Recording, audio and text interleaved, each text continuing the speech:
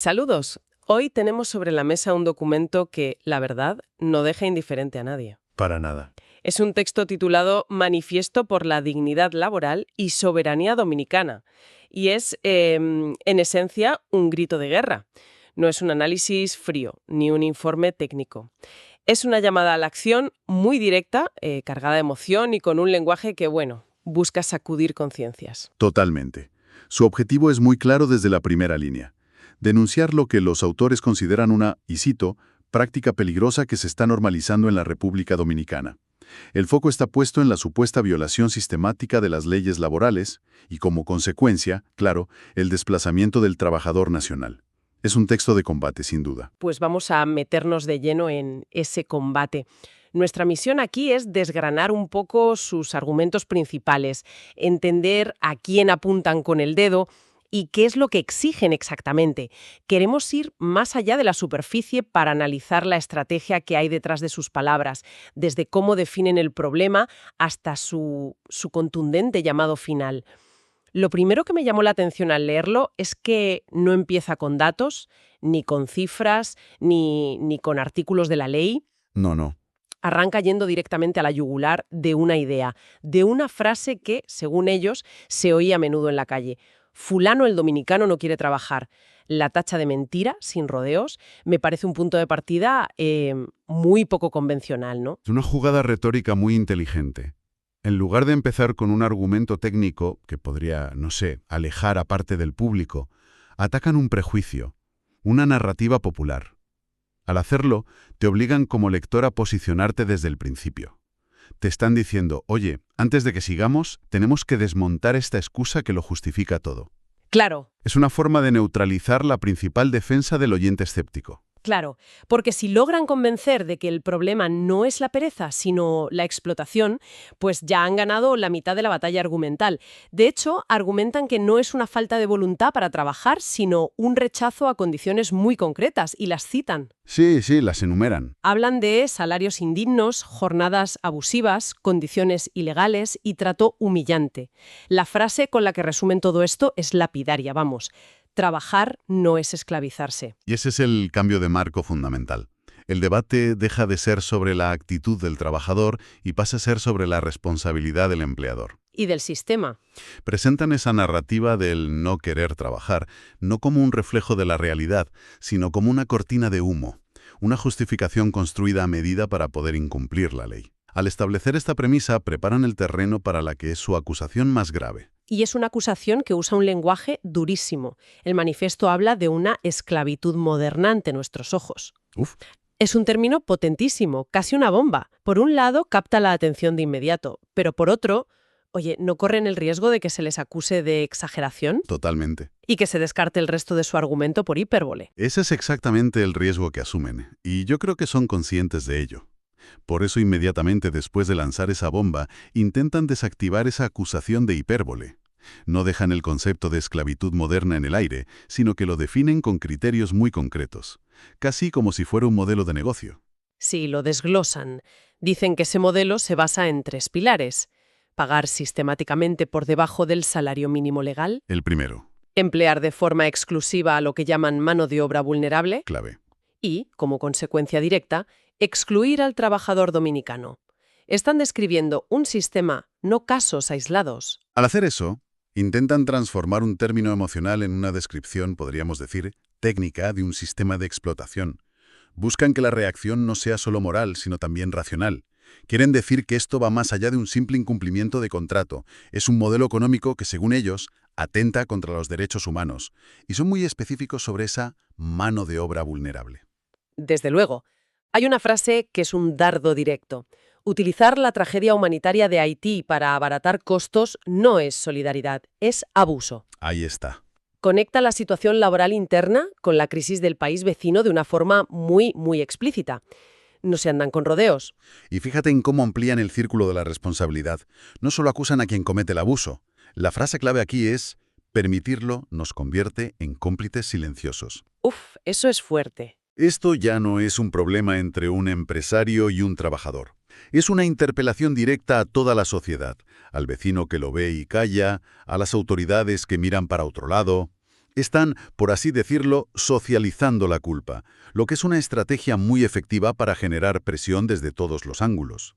Esa llamada de atención a la sociedad como cómplices silenciosos es una acusación moral muy seria. Pero para que no se quede solo en eso, el manifiesto inmediatamente la ancla en el terreno legal. Afirman que no es una cuestión de opinión, sino de un incumplimiento flagrante de la ley. Exacto. Ese es el siguiente pilar de su argumento. Pasan de la emoción a la norma. Dicen, la ley es clara y se está violando. Y aquí es donde se vuelven muy específicos. Mencionan el Código de Trabajo y una ley que, es fundamental para entender su queja. La Ley 80-20. ¿Y qué dice exactamente esa ley? Porque el manifiesto, la da por conocida. Para que nos hagamos una idea, la Ley 80-20 es la que establece el principio de nacionalización del trabajo. Obliga a las empresas a que, como mínimo, el 80% de su plantilla esté compuesta por trabajadores dominicanos. Solo el 20% puede ser extranjero. Ah, vale. La denuncia de fondo del manifiesto es que esta regla, conocida popularmente como la del 80-20, se ignora de forma sistemática y generalizada en ciertos sectores. Entiendo. O sea, que no es una queja abstracta sobre quitar el trabajo.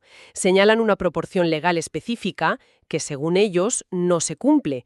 Y lo interesante es cómo conectan el cumplimiento de esta ley laboral con una idea mucho más grande, la soberanía. Precisamente, ahí está el corazón de su argumento patriótico. Enmarcan la aplicación de una simple ley laboral como un acto de afirmación nacional. El texto insiste en que la ley debe aplicarse a todos, y cito, sin excepción por nacionalidad, capital o influencia internacional. Claro. Es una forma de decir que el control del propio mercado de trabajo es una cuestión de dignidad y soberanía nacional, no un simple trámite administrativo. Y de esa supuesta pérdida de soberanía y dignidad derivan lo que llaman un daño social profundo, que describen casi como una enfermedad que se extiende por el cuerpo del país. La metáfora que usan para ilustrarlo es tremenda. Sí, la del picapollo. Es muy gráfica, la verdad. Muchísimo. Dicen, hoy es el picapollo, mañana es el colmado, pasado mañana, el país entero. Es una forma muy visual de alertar sobre una escalada, de dibujar un efecto dominó. Te están diciendo que lo que hoy parece un problema aislado en un negocio de comida rápida de un barrio, mañana puede desestructurar toda la economía local. Claro. Y a la larga, la cohesión social del país entero. Convierten un problema particular en una amenaza existencial. Vale, entonces ya tenemos el cuadro completo. Una narrativa que consideran falsa, una acusación gravísima de esclavitud moderna, una base legal que denuncian que se incumple y una advertencia sobre un futuro conflicto social. La pregunta lógica es, ¿qué proponen hacer? Porque un manifiesto que solo se queja se queda en papel mojado. Y aquí es donde el texto se vuelve muy, muy pragmático. Efectivamente, pasan del diagnóstico a la receta. Y lo hacen repartiendo responsabilidades de una forma muy estructurada. Apuntan con el dedo a 3 actores muy concretos y les dicen qué tienen que hacer. El primero es el gobierno dominicano.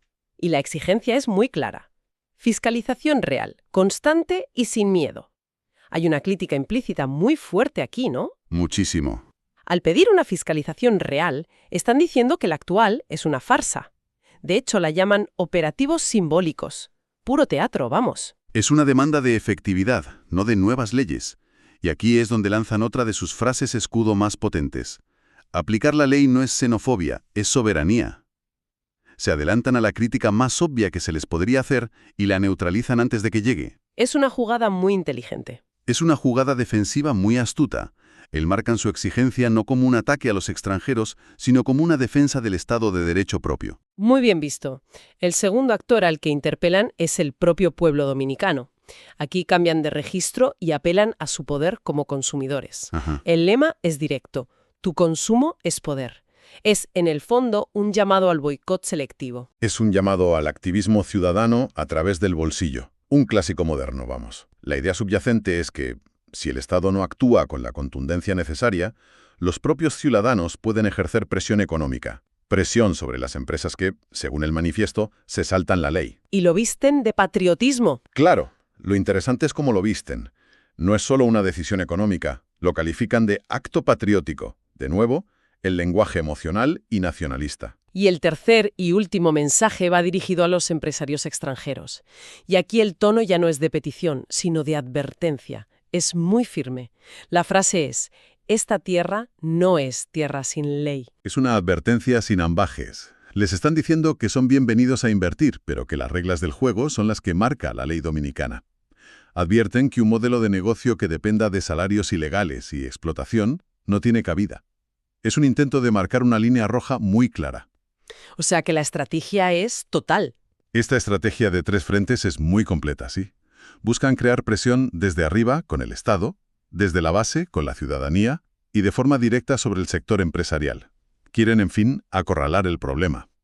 Entonces, si unimos todas las piezas del puzzle, nos encontramos con un documento que es mucho más que una simple queja laboral. Muchísimo más. Es una proclama de nacionalismo económico, envuelta en un lenguaje de derechos humanos y rematada con un plan de acción muy concreto. Tiene muchas capas.